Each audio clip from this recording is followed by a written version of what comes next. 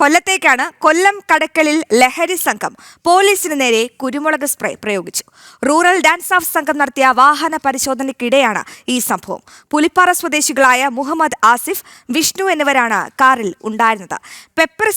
Pepper spray അടിച്ച ശേഷം വിഷ്ണു ഓടി രക്ഷപ്പെട്ടു. പിടിയിലായ ആസിഫിൽ നിന്ന് മയക്കുമരുന്നായ MDMAയും കണ്ടെത്തി. വിവരങ്ങളുമായി മനോജ് ചേരുന്നുണ്ട്. മനോജ്, കടക്കലിൽ എന്താണ് സംഭവിക്കുന്നത്?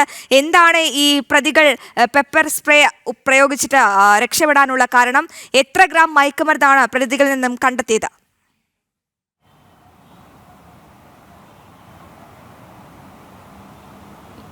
അശ്വതി, കഴിഞ്ഞ ദിവസം രാത്രി 9 മണിയോടെയായിരുന്നു സംഭവം. രാസലഹരി കടത്തുന്നുവെന്ന രഹസ്യ വിവരത്തെ തുടർന്നായിരുന്നു ഡാൻസ് ഓഫ് സംഘത്തിൻ്റെ പരിശോധന. ഈ വാഹന പരിശോധനയ്ക്കിടെയാണ് ഈ മുഹമ്മദ് ആസിഫും അതോടൊപ്പം വിഷ്ണു സഞ്ചരിച്ച വാഹനം ഈ SI ഉൾപ്പെടുന്ന സംഘം പിടികൂടുന്നത്.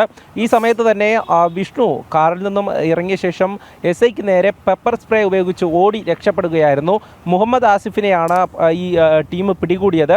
മുഹമ്മദ് ആസിഫിൽ നിന്നും ഇവരിൽ രണ്ടുപേരിൽ നിന്നും ഈ 9 ഗ്രാം MDMA പിടികൂടിയതായാണ് വിവരം. ഈ മുഹമ്മദ് ആസിഫിനെ കടക്കൽ പോലീസിന് കൈമാറിയിട്ടുണ്ട്. SIക്ക് നേരെ പെപ്പർ സ്പ്രേ ഉപയോഗിച്ച് ഓടിയ വിഷ്ണുവിനായി തിരച്ചിൽ തുടരുകയാണ്. ഈ വിഷ്ണു നേരത്തെയും റൗഡി ലിസ്റ്റിലടക്കമുള്ള ആളാണ്, കഞ്ചാവ് കേസിലടക്കം പ്രതിയാണ്. എന്തായാലും ഇത്തരത്തിൽ രാസലഹരി കടത്തുന്നതിനിടെയാണ് ഈ പോലീസിൻ്റെ ഡാൻസ് ഓഫ് സംഘം പിടികൂടുന്നതിനിടയിൽ ഇങ്ങനെയൊരു അതിക്രമം കാണിച്ച് രക്ഷപ്പെട്ടിട്ടുള്ളത്. എന്തായാലും ഇവരൊക്കെ ക്രിമിനൽ പശ്ചാത്തലമുള്ളവരാണെന്ന് പോലീസ് തന്നെ പറയുന്നുണ്ട്. അറസ്റ്റിലായിട്ടുള്ള മുഹമ്മദ് ആസിഫിൻ്റെ മറ്റ് നടപടിക്രമങ്ങൾ തുടർന്നു വരുന്നു. എന്തായാലും 9 ഗ്രാം MDMA ആണ് ഇവരിൽ നിന്ന് കണ്ടെത്തിയത്. ഈ മേഖലയിൽ നിരന്തരമായി ഇത്തരത്തിൽ രാസലഹരി കടത്തുന്നു എന്നുള്ളതാണ് പോലീസിന് ലഭിച്ചിരിക്കുന്ന വിവരം.